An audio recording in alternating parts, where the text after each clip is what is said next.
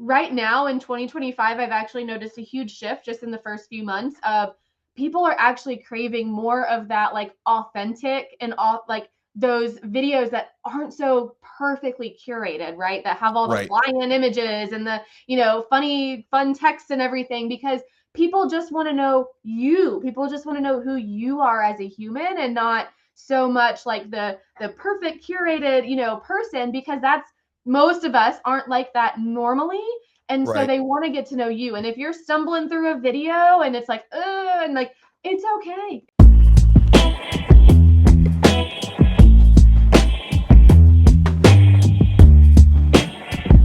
Well, nothing wants to work today, so we're just gonna keep rolling and move on. My intro is not working like it's supposed to. I just tested it a few minutes ago, so I don't know what the heck's going on. But hello, everybody. Welcome to Texas Real Estate and Finance Podcast, where technical issues are abound.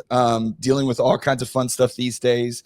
My internet doesn't work. I can't get my sound to work right. It's just having a ton of fun. So bear with us today. If this gets choppy, then you can hop on to the podcast feed, which I'll have available for you guys next week, and then listen to the whole thing then. But either way, here we go. So welcome to 2025. We are pretty deep into it now, almost into March, coming out of February, or coming out of 2024. And to say that the real estate market is a little slower than it's been in the past would be a bit of an understatement, which ultimately leads us to a place where we understand how important our marketing is and how we have to get in front of people, how frequently, where they're at, how to find them, all that kind of fun stuff. And today I have with me a guru in all of this, which is Chelsea Gardner with Fully Aligned Marketing. And she has spent her entire career doing this stuff. She studies it every day. She puts on webinars all the time about this. So I highly encourage you guys check those out. But Chelsea, thank you for joining me today. And how is 2025 treating you thus far? Yeah, thanks for having me. So far, so good, man. When you said almost March, I'm like, oh my goodness, that's in like 2 days. Yes. It Yes. has flown by. I feel like it has just all of a sudden we're in month 3 of 2025, but it has been busy and good all at the same time. Yes, it certainly has. Well, that's good to hear, at least that you've got you're keeping yourself going there. So I want to just kind of get right into it. I have a couple interesting stats, and everybody knows this stuff, but sometimes until you say it again, it doesn't really resonate all the time. And Yeah. so right now, this is from a site called Real Simply, and they state that 96% of buyers start their home search online. Listings with video get about 403% more inquiries. Email marketing converts about 40% better than social media, which was an interesting one that I thought. And SEO brings about 53% of website traffic for agents. So obviously, you spend a ton of time knee deep into this, and I know you do a lot on the mortgage side of things, but it's, apples to apples. There's not big differences in how all this stuff works. So if you were, starting out today and you were going to be a realtor, and like you said, okay, this marketing thing isn't working out, I got to go sell some houses. What would be your action plan? How would you attack this stuff to kind of get the most bang for your buck with your time and your efforts? Yeah. So what I would do starting out is one, create our accounts, right? You want to make sure you are on all of the things, Instagram, Facebook, right? If you can create a Google business, make sure that you are present everywhere. And then honestly, get started. I think the most common mistake that people make is they just don't start, right? It's like, I want to do this, I want to be front and center, but it's just creating the content and not thinking about it, right? Your first video as an agent or in general is not going to be good. That's okay, right? It's not going to be perfect. It takes people years to get to that point. So just get started, take the videos. As a real estate agent, video content is easy in my opinion, because you've got tons, like if you have listings, go take videos in those listings, right? Share those things. That is such easy content as a real estate agent to do videos with. Right. So when you said all accounts, so this is something that I hear, I kind of hear both sides of this where, there will be some people that say, pick one thing like Instagram, for example, and go all in on that thing, become an expert, know everything about it, et cetera, et cetera. And then I hear other side, which honestly, like I kind of fall into the other category a little bit more, is that if you're trying to, and this is my opinion, so please correct me. I think if you're trying to be, go viral, be, be this super influencer, whatever you want to call it. Okay, fine. Pick a platform and go after that because, you can get there. But if you're trying to just reach and get in front of as many people as you can, as frequently as possible. And when I see it in front of as many people as you can, I mean, people that would potentially buy from you within your sphere of people, right? That would see you. Then I think personally that it's important to be on all the platforms because so much these days content can overlap. A reel is just as good as a TikTok, is just as good as a Facebook reel. You can a YouTube short, you can repurpose all these for all these different platforms and just make one video. So what's the value to being everywhere all at once, or what's the value to focusing on one thing, and which one do you think is more impactful? Yeah, so I'm kind of in the limbo land of both, right? So I think we have so many tools right now to schedule and post content across all platforms. So there's no reason why we shouldn't be on LinkedIn, on Instagram, on TikTok. If we're doing video content, throw it out there, throw it onto YouTube Shorts, right?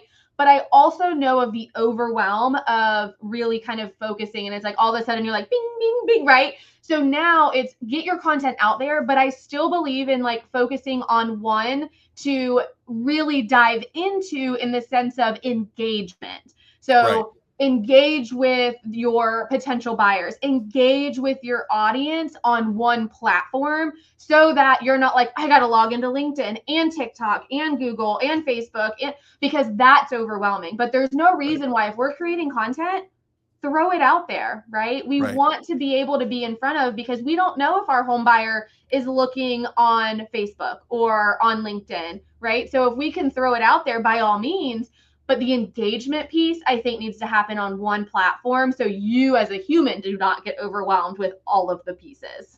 Gotcha. So it is, so what you're saying basically is like, it is beneficial and probably should be on as many platforms as you can manage. But when it comes to engagement, which by the way, I want you to elaborate on that. That's such a big player these days, especially with not only just getting reciprocation as far as being seen, because obviously the algorithms, if you interact with somebody on Facebook on a regular basis, then when you post content, they're more likely going to see your content than somebody else's. But also, it's probably a function of just creating relationships, right? Like if you're engaging with people and you're talking to them online because you can't go see everybody in person all the time, then you're going to have a closer tie with that person as well. So when you become top of mind in that situation, when it's time to buy or sell a house, they're going to think of you more often because they see you. But that also, kind of attaches to, you engage, get involved, but you still have to post stuff from time to time because you got to let them know what you do, right? Right, exactly. And that engagement piece is huge, right? Because like you said in the very beginning, we want to be seen by as many people as possible in our area. We're not after those vanity numbers. Like you said, we're not these influencers trying to, well, I mean, some people might be, but we're not these influencers that are trying to get millions of followers and likes and views. We want the people who can actually do business with us, right? And that's a much smaller piece of the puzzle than trying to get millions and millions of views. We shouldn't be focusing on the vanity numbers. We should be focusing on the engagement and the actual communication that we're having inside of these platforms. Gotcha. So if you had to pick, because the hard part is, I think for most people, is that there's so many things that they get overwhelmed, right? There's too much. And I think what you said earlier about starting, right, is when you start, you get better at something, you get better at something, and those habits build onto other things, but until you start doing something, it's very difficult to have any kind of real success. So would you encourage someone to, if they're not heavy on social media, let's say Facebook or Instagram, would you encourage them to start by just engaging with people more, or would you encourage them to start by posting stuff and then move to engage? Like what do you think has more immediate results, or I hate to use the word results because then it sounds like you're just trying to get leads, but what is more impactful for someone that wants to get started? Is it the engagement side or the posting side? That's a really good question. So I would say the engagement, actually having those conversations, reaching out into DMs or your local businesses and just chatting with them, like anything like that that gets you in front of other people, I think is key because that's you putting yourself in front of them, right? Whereas we Mhm. don't know if you posting gets in front of them right away, right? So the engagement piece to me, if you're going to get started, like you still need something on your pages, right? You still Sure. want to be posting because you still need to make sure that, like, well, if Chelsea reaches out to Mike and Mike's like, who the heck is this Chelsea chick? And goes to my page and there's nothing there, he's going to think I'm a bot or I'm spam or like whatever and just completely ignore me. So Right. we want to make sure that we still have some stuff there, but I would say the engagement piece is more important, right? So if you're thinking, should I post every day or should I engage every day? Engagement is going to be always kind of trump that.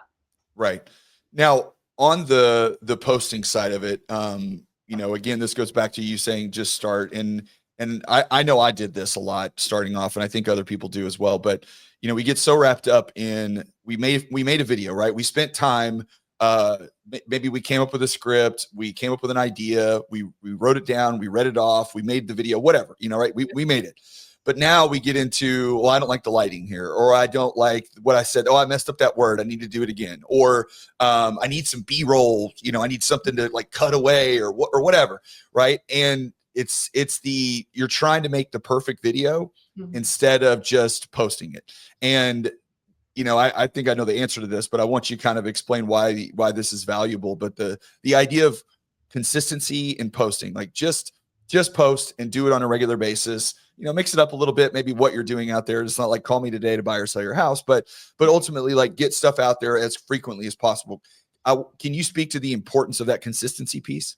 Yeah. So consistency for everyone is going to look different, right? So I always get Right. asked the question, how often should I be posting? And it's really what you can do consistently for 6 months, 8 months, 12 months. So if that's Right. twice a week, 3 times a week, but what I don't want is start out at 5 days a week and then you fall off the bandwagon because you're burnt out. So, you Yes. know, the consistency piece is huge. And if you are trying to compare yourself to someone else's 5-year video, it's not going to compare. So you have to just start. And what I tell either my clients or just anyone in general is have someone else hit the post button for you then. Like if you are like, my hair has a flyaway and I can't, I can't post it. You have that problem, right? I mean, maybe some of these get flyaways, but or maybe out of my ears now that I'm getting older, that happens from time to time. But for But the it's like, most part, no. the lighting, right? Or Yeah. you can't really hear me. It's okay. Like, just hit post. And I guarantee, like, because you can't get better if you don't try. So if you aren't posting consistently and just doing it over and over, I guarantee your first video is going to be worse than your 10th video. And your 30th video is going to be way better than your first video, right? But Right. you have to just post. And if it means handing it off to your kids to say, get this on my Instagram. Like I did this video. I don't even want to look at it. Post it.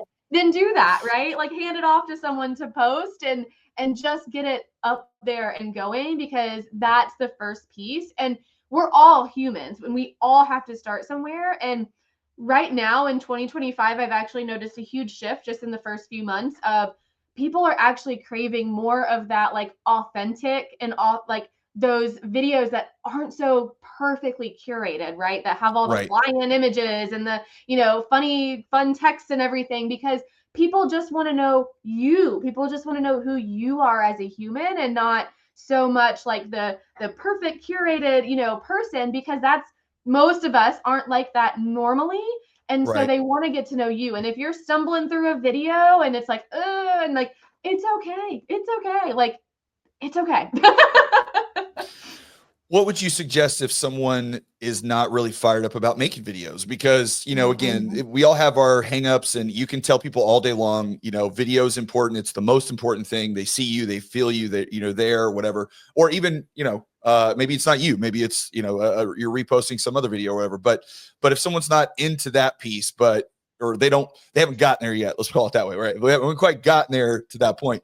What would you suggest? What type of posting is at least in the realm of, hey, just get started, like put something out there, like what's some easy stuff that they can do to post Yeah. if they're not comfortable yet getting in front of the video? Yeah. So whenever I have someone that says they're not comfortable in front of video, my number one thing is just get in front of it and do it anyways. Yeah. But secondly is find a way that you can still incorporate yourself. So there's two different ways that you can do this. One is take a video where you're not in it, but you do a voice overlay. So Okay. your voice is in the video. So like maybe you're doing a home walkthrough, right? And your video is just the walkthrough. And then you go back through and actually talk the listener or the watcher through the house tour. So it's your voice. So that's one way to do it without you being in front of the camera is Right. by doing it as a voiceover afterwards, right? Another way is kind of what you had mentioned previously is B-roll footage, which is where you put your camera up somewhere while you're doing a task and kind of forget about it being there and you just go about your business, right? If you're working on closing a loan or closing a home, whatever the case may be, and you've just got your camera right here, right? Like I could just be recording us right now too, just chit-chatting, Right. and that Yeah. can be B-roll footage where I'm not physically talking, it's just the video in the background, but I'm in it. Right. So those are the things, those are two ways that I think people can start incorporating video and themselves without physically like sitting down and being like, okay, hey guys, like, like, because I know that can definitely be stressful and overwhelming. Another really cool way that I actually saw, oh, I wish if this is a real estate agent listening, I hope like they come forward because I don't remember who it was, but someone did a video of like a house tour, but did it as like a hide and seek game. So she basically was like, if I hid in the kitchen, this is where I would hide. And like she popped out of like somewhere in the kitchen. And then she's like, and Okay. in the bedroom, this is where I would hide. And she popped, but she was very far away from the camera, but she had a little microphone. So like Yeah. you could see her, but like not really, but she was in the video and she was doing a house tour in a very fun way.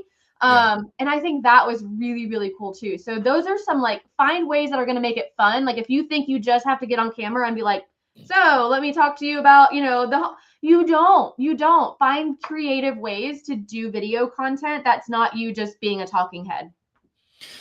Do you think that do you think it's more important these days for it to be entertainment a little bit or more informative, or does it depend on your personality? I mean, what's the what's a better method as far as like the type of content that you're going to produce, and based on, what people are interested in or looking at, because real estate's one of those things that, I think you could look at it as the HGTV world where people go and look at homes just because they want to see houses and they like, looking inside of people's homes and seeing the furniture and the design and all that kind of stuff. I mean, I'm not into that, but a lot of people are.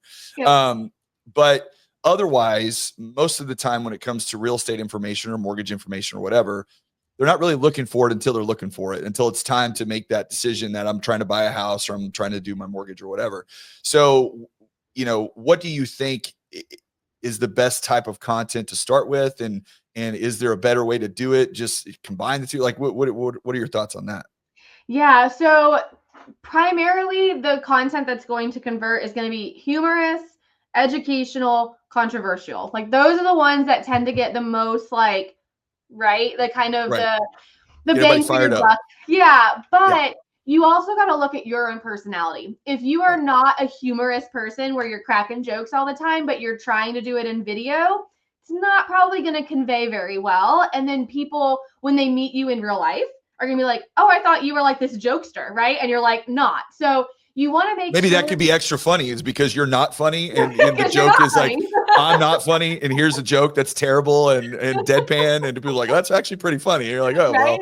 well, yeah, Yeah. yeah. Yeah. So it depends on you as a human. It depends on your personality. It also depends on your audience and who you're trying to attract to, right? So if you put out like, and that's the importance of also kind of looking at your analytics is Yeah. what is performing well. So if you put out educational content, let's say you put out 3 pieces of educational content and then 3 pieces of humor content, what performed better for you? What got more views? What got more engagement, right?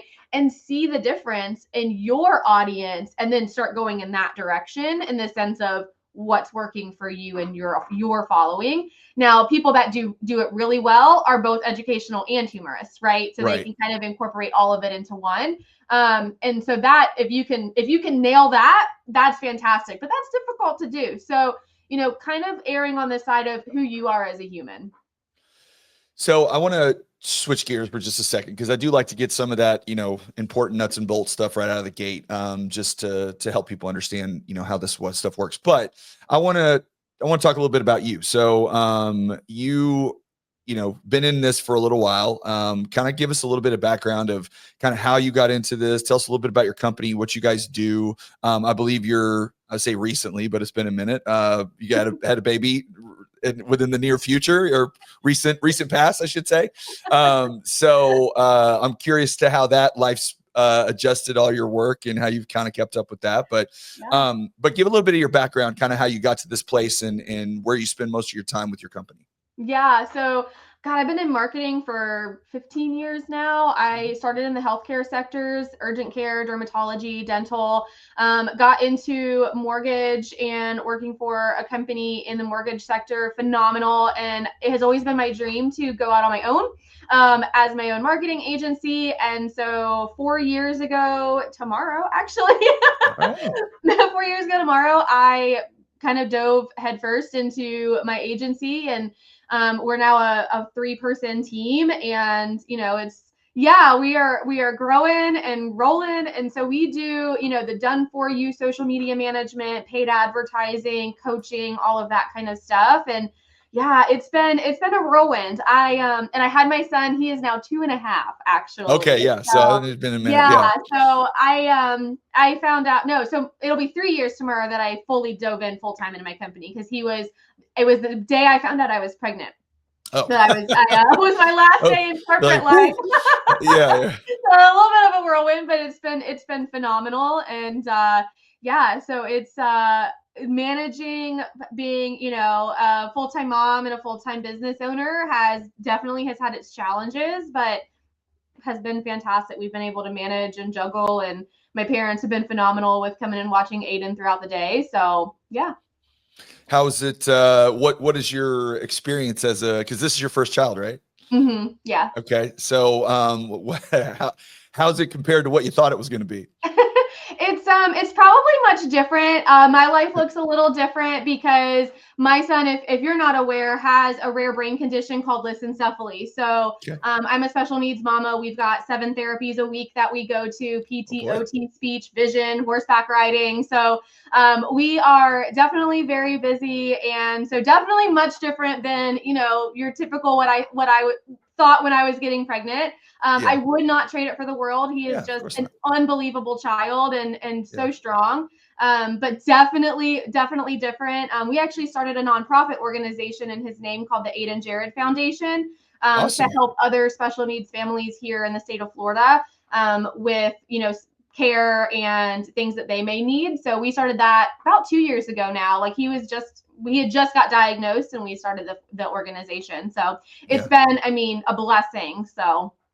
Well, that stuff makes you incredibly strong. Whenever you go through trials and tribulations in whatever realm it is, the other side of the road, you usually come out a lot stronger, and you do things that that you didn't know that you were capable of doing and capable of fighting through. So, that's amazing, because, that stuff's never easy. It's always challenging, but the things that you get from it that you don't expect, and how it changes your life, I think is awesome. And, hats off to you, because that's hard work, but being a mom's hard work no matter what. And then adding those other pieces to it, make it a challenge.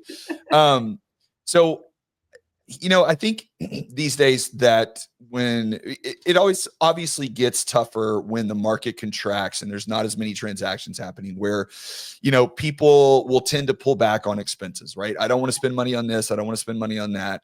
And it's kind of a catch-22, I think, because when you look at the money that you would spend on your marketing, advertising, lead generation, whatever you want to call it, right?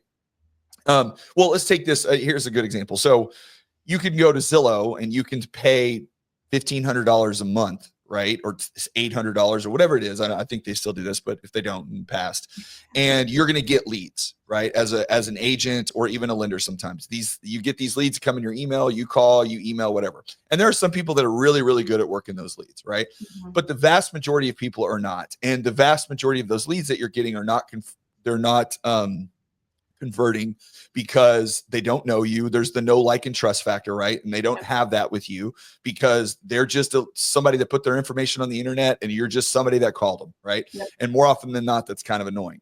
But realtors and mortgage professionals will look at that and go, well, that's money well spent because I can see the fruits of my labor right now because I'm getting these leads. Now, when you go back and look at how many you converted and what the cost was and everything else, sometimes that can make you kind of sick at your stomach.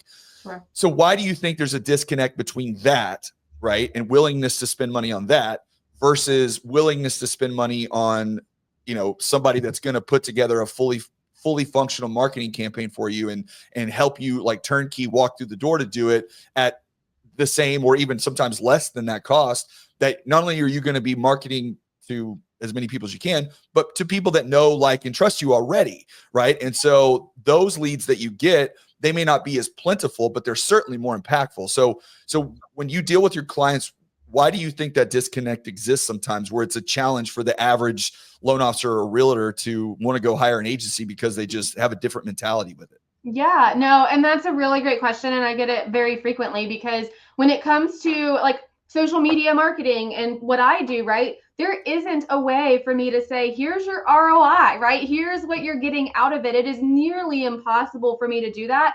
One, because most of the time leads aren't just flowing into your DMs, right? They're not just, hey, I want to buy a home tomorrow. Can you, be my realtor? That's not happening 90% of the time. Now, that's not to say Right. that, but most of the time that's not what's going to happen. And Yeah. so there is a huge disconnect between, okay, well, I can pay for all of these leads and they'll just be right here, right? Or I can pay to not see anything. And that's where I think it's really hard because what people aren't understanding is your buyers, a lot of first-time home buyers right now are millennials. Do you know where millennials are? Social media. And do you know what they do? They want to like who they work with. And so they go and they look at their realtors. They follow their realtors or their lenders or their bankers or their neurologists, right? They follow those people. They want to know who they are. And so that doesn't mean that, I'm sending you a message tomorrow that I want to work with you, but I'm watching you. And so when I want to buy a home, you're probably someone who I'm going to call, but it may also not happen in your DM. I might go to your Google's page and be like, okay, yep, Mike has really great reviews. Now let me just call him through Google. So now the lead looks like it came through Google, but I've been watching you on social media for 6 months, right? Yeah. Or maybe I saw Mike on Google, went to his Instagram, saw he was pretty cool, chill, laid back, whatever. Yeah, that's someone who I think I could do business with. And now I go back to Google and call him. So that's kind of, I think, where the huge disconnect is one, we're not obviously like, if I call you, you may say, oh, how'd you hear about me? And I'm going to automatically, the last place I just was Google. Right. Found me on Google. So that's one huge disconnect, even though I've been watching you, right?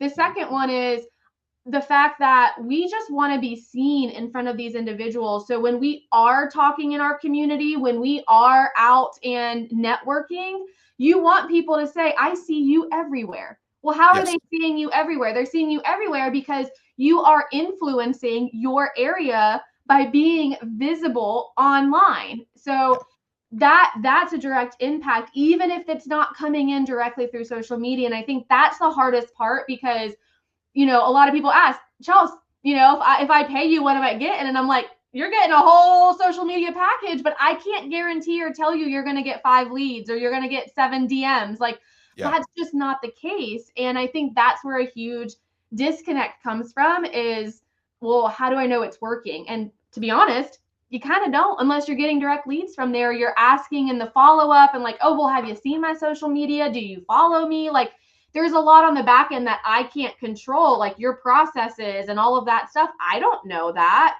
So I think that's the huge disconnect. Whereas Zillow, plate, here's your leads, right? Right. Pay, leads. Yeah, I had a personal experience with this a couple of years ago. Whenever I first started, because I was never personally, I wasn't on social media, like as far as posting, it wasn't something that I did, just because I was like, who cares? Like, nobody cares what I'm doing, so it wasn't something that I focused on. But then, when everything kind of slowed down and, towards the beginning of 2022, you kind of started to see the writing on the wall, things were changing, whatever. And I was like, okay, I've got to do something different. I've got to figure out how to get out in front of more people. So I started doing the podcast, started doing some clips or whatever. And it was, it was fine. There wasn't, nothing was blowing up. It was just something for me to do that was marketing related. And I actually had one of my, I guess you would call him my cousin, who lives in South Texas. And he had reached out to me, and, obviously, like, we keep in touch, like on Facebook and stuff, but it was never, we just weren't engaged on a regular basis. I saw him, maybe once a year, or even sometimes less than that. And so he reached out to me, and he called me, and he said, "Hey, Mike, I totally forgot that you are a lender." He's like, "We're building our house right here in, where he lives." And he said, "We were just using the builder's lender, and I saw your video the other day, and I totally forgot." And he's like, "So, can you help us do our mortgage?" And I was like, "Yeah, absolutely." But that resonated with me so much, because it was like, did I know my cousin already? Of course. Did he like me? Do we have a relationship? Yes, absolutely. Did he remember what I did for a living? No, because I was not in front of him on a consistent basis. We weren't talking about it, just like any relationship, right? If you don't spend time with your wife or your husband or partner or whatever, then you're going to lose connection, right? You're not going to have that connection that you always had. So being out there on a regular basis, even though I wasn't talking to him, I wasn't sending information to him, but when he was sitting here scrolling through this thing, for, like we all do, for hours a day, unfortunately, he would see me, and then it triggered. I was like, oh yeah, I forgot that Mike did that. So I took that away from that to say, okay, I know it's important whether my video gets 50 views or 400 views or 30,000 views. It doesn't matter, because the people that I'm trying to connect with, I want to remind everybody that already knows me and already likes me and already trusts me. But I have to remind them what I do, because they're not thinking about me every day, right? Yep. They're not thinking about me. They're not thinking about you. I tell my kids this all the time when they get embarrassed. Oh, I'm so embarrassed. I'm like, nobody's looking at you. Nobody cares. Me and your mom, maybe, but everybody else saw it for 2 seconds and moved on down the road. Like, they don't care. So, and that sounds callous and it sounds whatever, but it's just true. Like, everybody lives right here. We all live in our own little world. We all live in our own reality. We're all relatively self-absorbed. We're concerned about what we're eating for dinner, what our kids are doing, where we're going after this event. Something crazy might happen and I might see it and be like, oh, that was nuts. And then I move on and I completely forget. So you have to understand that and apply that to your marketing and say, look, I know that you don't think you're getting the traction that you're getting, but I promise you, you are, because people are seeing you that already know you and then are reminded about what you do for a living. Exactly. 1,000%. And if you're not staying in front of people, that's exactly what happens. They don't know what you do, or they forget what you do, right? If you don't have, I mean, heck, I've even seen like where clients have come on, they don't even have that they're a loan officer on their pages. And I'm like, well, hello, like that's number one, right? So yes. Telling people that, I mean, and people just automatically assume, well, if I told you once that I do marketing, like, you should just know that. No, no, they're going to forget it in 5 minutes. Right. So yeah, it's definitely that consistent reminder. And I use my own loan officer as an example. I've been in this house now for 3 years, and I couldn't tell you who she is. I don't remember, other than what she kind of looks like at the table. I've never seen an email come by. I've never seen a post. I've never seen a paid ad get put in front of my eyeballs. Like, I have no idea. So if someone were to ask me, hey, like, who did you use? I'll be like, I don't know. But I mean, now I know a ton of lenders. I can help you, but I don't know who the one I used was, because I don't ever see her. And so, and I'm a co-borrower. So that's, I think, another thing too, is making sure that you're also targeting a lot of more you want to make sure that you're in front of a lot of individuals. And as a real estate agent, something I highly encourage too is making sure that you are, after every transaction, that you are following or that you engage with that buyer on social media, right? So you friend them, or you follow them, or you ask them to follow you, right? Making sure that, because again, maybe if I was following this person, I would see their content feed into my social and I would know who she is and I would, but I don't. So Yeah. if you are closing with buyers, follow them, make sure say, hey, by the way, make sure to follow me on social media, right? And that way, because you're feeding your social media, they're going to consistently see that in their feeds. So, yep. Do you think that in our industry as a whole, do you think that enough people really focus enough time and effort on their database and their database marketing? Because it seems like so many times I'll ask this to because I'll do classes from time to time on this stuff, and I'll ask people to raise their hand and say like, who has a database? So what's funny is most people raise their hand, and then I'll say, okay, well, like what do you mean? And they'll say, oh, well, I mean, I have a sheet with, my last closings that has their email and, their phone number, whatever. And I'm like, well, that's a good start, but that's not really what I would call a database, and it's not exactly what it means. So why do you think that is a piece of this that gets so often overlooked, especially with there's so many tools with CRMs and all these things that are available that you can literally put on autopilot? Why do you think that because it's boring? I don't understand why that gets lost in the shuffle so much. I don't know. I wish I knew the answer to that, because honestly, that's like your low hanging fruit, right? You should always be in front of these individuals. They just worked with you. They love you, right?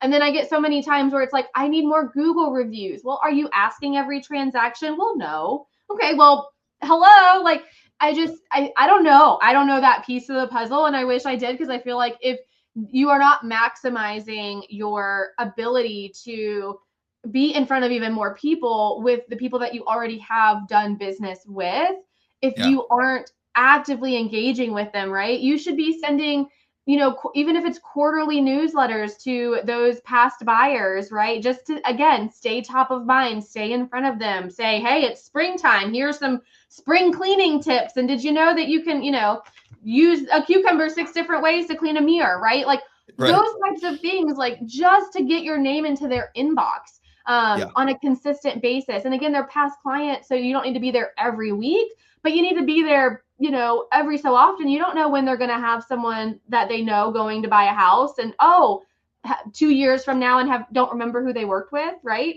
Yeah. So here's an objection I get to that question when I say something similar to that often too is, well, I don't read my emails, so what's the point? Because people just delete it anyway. So Well, when what's I your answer delete to it, that? I still see the name. Yes. I still see Cole sends me emails every day, right? Like I Yes. might delete it, but guess what? I know Cole's is in my inbox. And how many people actually unsubscribe from stuff?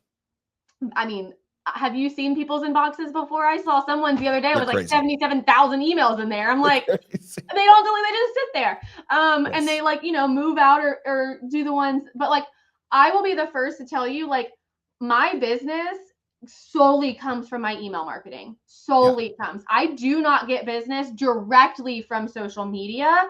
I get it indirectly. Absolutely. People go to my website from my socials, but all of my conversion still happens in email. So Yeah.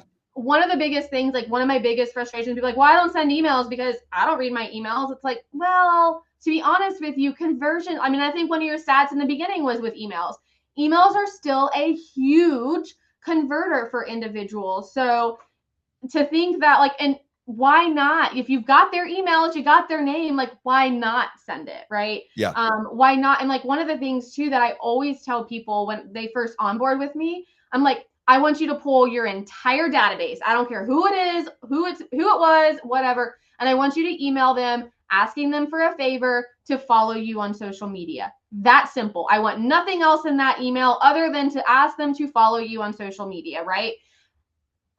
How easy is that, right? How easy. And like, by gosh, I mean, you might not get all 1,000 followers, but if you get 30 more, 100 more, right? Like, More than you had before. hello, yeah, Yeah. right? So those types of things, like your email database, you should, I mean, I'm a whole tangent on emails, but emailing, I think, is huge. You got to be email marketing as well. I think that's where, for me, that's the key to social media. You also need to have, and this is going to be a whole separate thing, but you also need to have something that is driving those followers when you are putting yourself out there, you're doing the videos, you're doing the things, right? Now we got to look at how can we get our new followers into our email database. right? We saw what Right. happened Okay. with TikTok. It just went away. You know, Yeah. these platforms we don't own. So if we start building these followers, and I'm not saying to do this first because then you're going to get Right. real overwhelmed, Right. but Right. once you start building your videos and once you start seeing followers and once you start seeing your community coming in, now how do we get them off of your Instagram and into your emails? Because again, we don't own that. So if your Instagram got hacked, shut down, banned, whatever, those new 500 followers that could have been buyers, how are you going to contact them? You can't. You have no idea who they are. So that's our second level Yeah. to it, is getting them into emails. And then the third piece, you got to send the emails. Yeah. Yeah. Well, that's a huge piece. I'm glad you said that, because do you know who Tim Ferriss is? Mhm. Familiar with? Okay. So one of the one of the things that he preaches often is about the what do you call it? It's like, I'm losing the word here, but it's like the fickleness of social media, in that these platforms, when you have, if you spend all your time building a YouTube presence, you know, and everything's focused around YouTube, and you get all these followers and everybody through there and whatever, and you've made videos for years and years and years, and your channel's exploded, right? And then you make one video that YouTube doesn't like for some reason, or you say one thing that is, you know, inappropriate, whatever, right? Yep. Well, YouTube can cut you off, and Mhm. all of that time and effort that you spent, and all of that money and everything that you did, is just gone in an instant, right? Because you don't have control over the platform. But what you do have control over is your database, your contacts, your email list. So there are plenty of people that, you know, will say this to, you know, and my favorite book is Atomic Habits. I love it. And Yep. James Clear, who wrote that, he goes on a tirade many times about how his entire he didn't really understand the impact of this until he had an issue with one of the sites, lost, you know, a lot of his followers, and then focused purely on, yeah, I'm out here in social media doing whatever, but I'm getting people onto my newsletter, onto my email list, because I'm going to send them stuff, because nobody can ever take that away from me, and I own that forever, right? And you can monetize that in 100 different ways. And so, you know, I think people lose sight, because the social media is flashy, and it's like, you know, the shiny object in front of you. And email these days, you know, seems boring and like, oh, who cares? It's a newsletter. But it's so important and so impactful. And that is your database and your clients. And there's nobody out there that can pull that away from you. Yep. And how you build that is through your social media, right? So that's, you know, because then people are like, well, how do I get that database? It's through your visibility. You got to be out there, and you got to be collecting those emails. They're just not going to come to you. That's how you build your email database.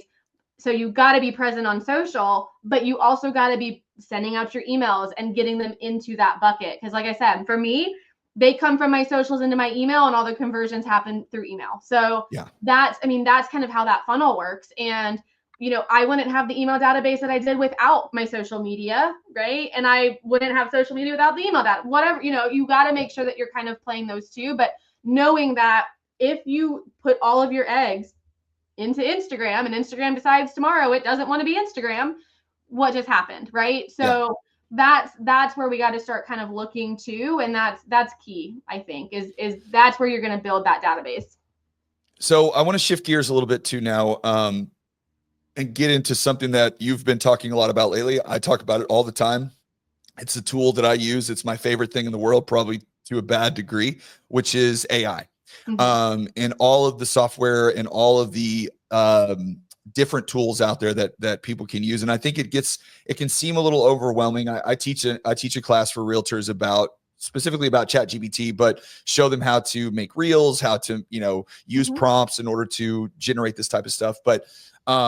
But really the point of my class, and I reiterate it multiple times, is that they have to get familiar with this tool, and they have to learn how to use it, and they have to start using it, because in what the impact of it is that they don't understand, because it just seems like another tech tool, but it's not. It's nowhere close to that. And you know, honestly, I have real concerns. I have genuine concerns about my career, my job as a mortgage loan officer, because much of what we do in mortgage is documents, data, interpretation, you know, examining things and then spitting out a result, right? Well, I mean, right now, there are plenty of tools that in technology that can do that without the use of a human whatsoever, right? Mm-hmm. The only part of the process that still requires a human or is better is getting that person from the world into the bank, right? I need to get them to use our company to do the loan,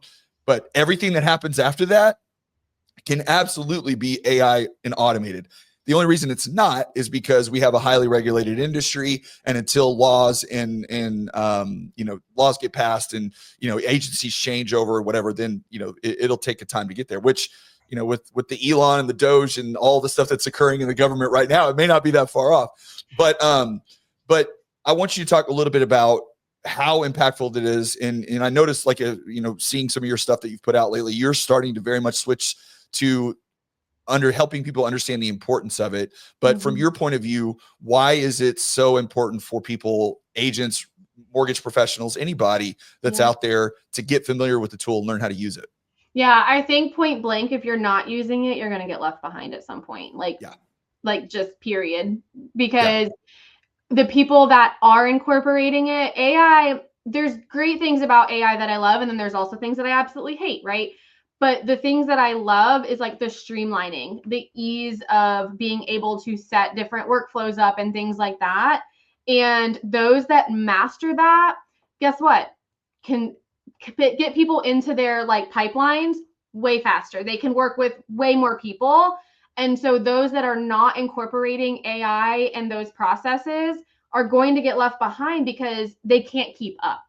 Right. So I think that's the biggest factor when it comes to AI in general. And on that, I don't want to cut you off, but before you move to the next point on that, I get an impression when I talk to people about it that they look at it like Google. They look at it like, I'm just getting information. I'm going to ask it a question. It's going to give me an answer, right? And they're just looking for information, and that's how they use it. And what you just said there, I think, is way more impactful. That, and same thing that I tell them as well, is like, what it does is it can take your day and make it so incredibly efficient with all of the processes that you do, if you know how to build it out and know how to set it up. And that takes a little time. There's a learning curve. You can hire people, you can do it on your own, whatever. But that's the impact of it. It's not I can access an information or I can get it to write an email for me, although that's a piece of it, right? Yep. That's a part of that, but that's a part of a much bigger puzzle of, I can get it to take a lead from Facebook, right? And I can get it to put it into my CRM, and I can get it to send out an email based off of what that lead came from. And then I can get them to schedule a time to talk to me, and I can get it to dump onto my calendar. So now I've done absolutely nothing except post on social media. And now I have a lead on my calendar that I'm going to set to call, in a week, because they've set that time. Now, I'm not going to use AI to call them, because I am the human and I still need to talk to that other human, but they've taken that person from the internet and funneled them into my calendar and now set an appointment for me. And I literally had to do nothing other than set up that process flow and get it out there. Yep, exactly. And that's where I think people are falling behind, right? Because think about if you had to do that on your own, right? Yes. If you had to do the post, and then, now I have to remember to go in and pull the lead that just came in, and now I got to put them into it, and then I got to send the email, right? So now you're like 2-minute task that literally took 2 minutes to make that post, and then all the funnel part to your calendar. Now it's a like 25-minute post. And like, what if you do that 10 times, right? Like that's so much time and energy that someone else who does have it automated, guess what? They're filling up their calendar way faster, right? Yeah. Because they don't have to do anything on the back end. They already have it all. And like you said, it does take time to set up 1,000%. I'm in that process right now to start adding in more streamlined stuff. And I'm like, but once it's done, man, it's going to be like blazing. So it is a process, but once you have that in place, like, man, it takes so much off your plate to have those things streamlined. And I mean, that's really the key. And that's where I think when it comes to, and like, plus a lot of our systems now have AI components. Facebook has AI components. Instagram has AI components. All of our CRMs have AI components. LinkedIn. I mean, everything has an AI component right now. And so if you don't even understand what all these little components are, you're also getting left behind, right? Yeah. Was there another piece? Because I cut you off earlier when we were talking about the processes and systems that the AI is helping with.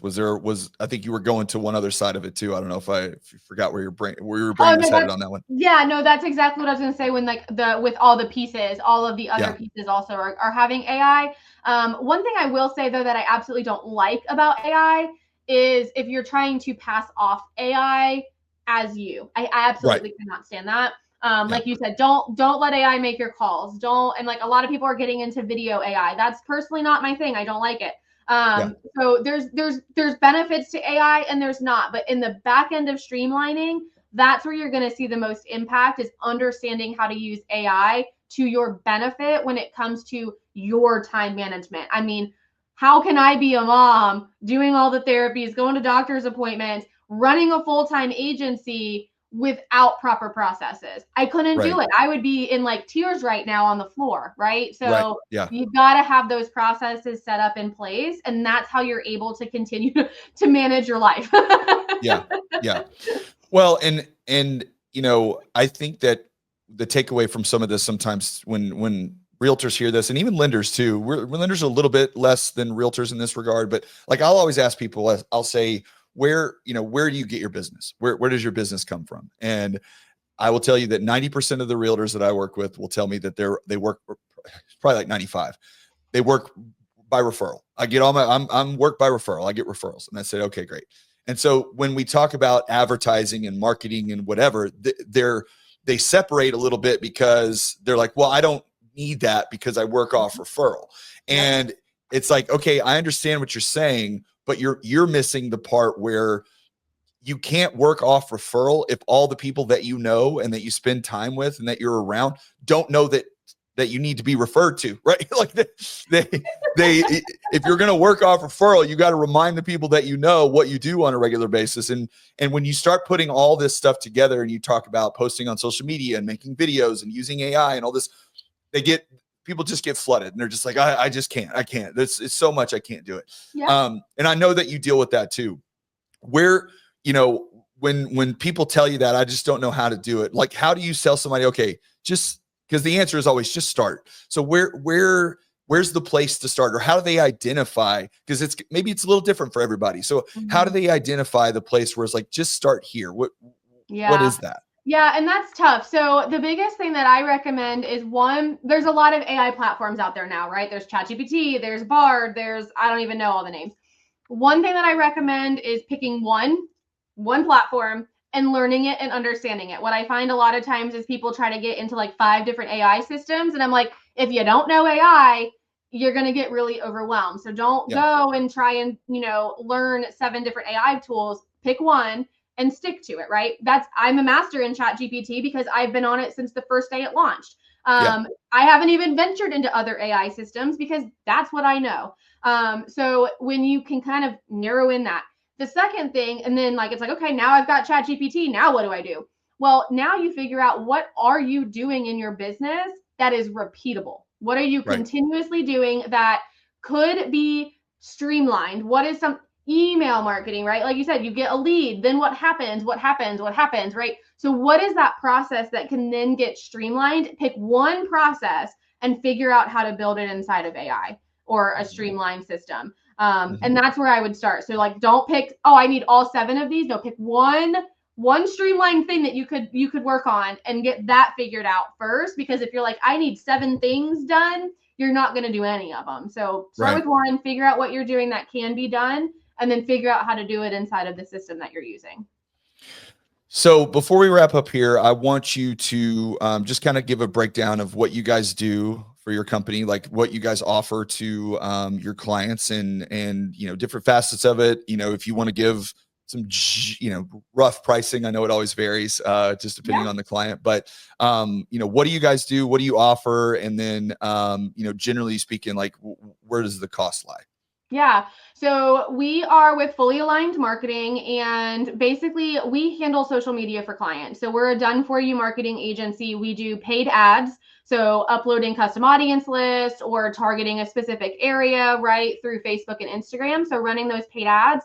We do full social media management. So taking over your Facebook, Instagram, LinkedIn, Google, making your posts, creating your graphics, helping you with your videos, editing those videos, no long form, but like reels and things like that.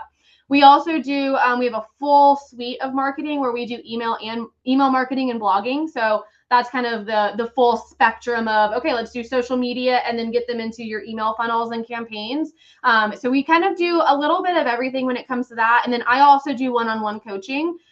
So people who are wanting to learn that process. And then we also have a monthly membership for those that maybe want to have a couple live Q&A calls with me every month. I have a monthly membership with group calls, and pricing starts for packages start at $850 a month and go up. And then my monthly membership is $97 a month. So, okay, cool. Yep. Well, if anybody hears this, Chelsea's been doing this a long time, and, learning can be a challenge, especially if you don't have someone to kind of hold your hand through the process and go through it. And, it's kind of the, can you learn how to do this stuff on your own? Yes, you certainly can. Do you have the time to do it? That's a whole other thing, especially when you're running a business and a family and all the things that go along with that. And to say that the value isn't there and can't be had for, learning these or getting help with this whole process, because it will pay for itself. It pays dividends, but you have to give it a little bit of time, and you have to give a little bit of effort into it in the beginning to really see that. But I know very few people that, find good companies that do this for them. And sometimes that can be the challenge is actually finding somebody that's good at what they do. But that's why I've had Chelsea on here twice, because she's awesome. Once you find a good company that does it and you give it a little bit of time to bear fruit, you will see the results. And and most people that I talk to that start with, at a certain level of payment, they generally kind of increase that after a while, because they're like, man, this is revolutionizing what I'm doing, and I don't have to do it as much. And I just, kind of take a step back and let somebody else handle it. And if you want to learn, that's where the coaching part comes in. If you want to take over some pieces on your own because you want to get better at it, that's great too. But you don't have to. And, you're good at running your business, you're good at selling homes, or you're good at doing mortgages, or whatever it is that you do. And to also expect that you're a tremendous database marketer or an email marketer is a lot to take on. So I highly recommend, if you need help with this stuff, reach out to Chelsea. She's awesome. Her team is great. They're wonderful to talk to. They're here. They're not other places that I get bombarded with on a regular basis about. Some of them get a little rude, honestly. They're like, are you going to respond to me? I could do all this. Tell me now. I'm like, this is, settle down, bro. Like, no. No, my staff, my gals are also military mamas that, they do this and run their families and households too. So yeah. Well, Chelsea, I really appreciate your time. Thanks for taking a few minutes out of your day. I know you're a busy lady, so thank you very much. And thanks for everybody that stuck around. We'll be back again next week with a little more AI talk. So I have someone that's coming on that we're going to really dive into some of this AI stuff to kind of get you a little better acclimated to it. It's kind of I guess you could say it's a dorky topic, but it also is incredibly important. So, tune in for that. But hope everybody has a great weekend, and we will see you back next time. Thank you very much, Chelsea. I appreciate it. Thanks, Mike.